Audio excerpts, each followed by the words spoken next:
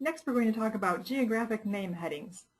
Geographic headings are used to represent places, so you would use a geographic name heading when you're cataloging a book that is about a particular place.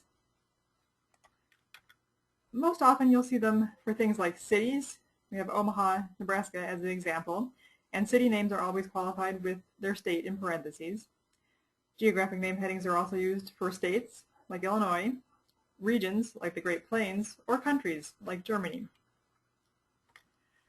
They're also used for things that you might not necessarily think of, but that are also considered places, like rivers, national forests, or national parks, as you can see in these examples. And notice with the Bridger National Forest example that it's qualified by the state name.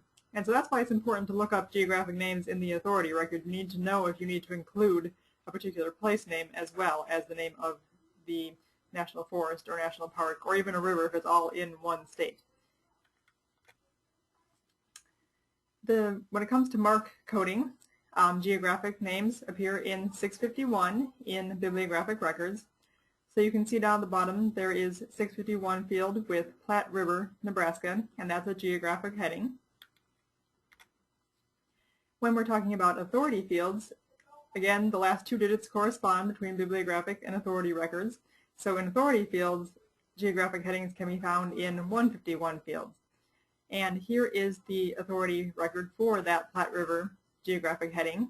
You can see that Platte River with Nebraska in parentheses appears in a 151 field.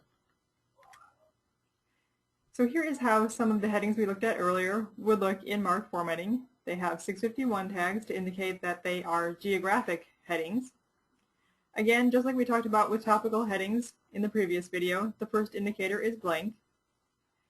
And the second indicator is 0, and remember that indicates that this comes from the Library of Congress subject headings.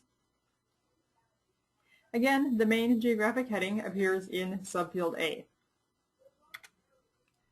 You can also look for geographic name headings at the Library of Congress Authorities website at authorities.loc.gov.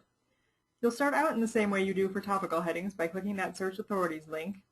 However, this time, make sure to search in the Name Authority headings.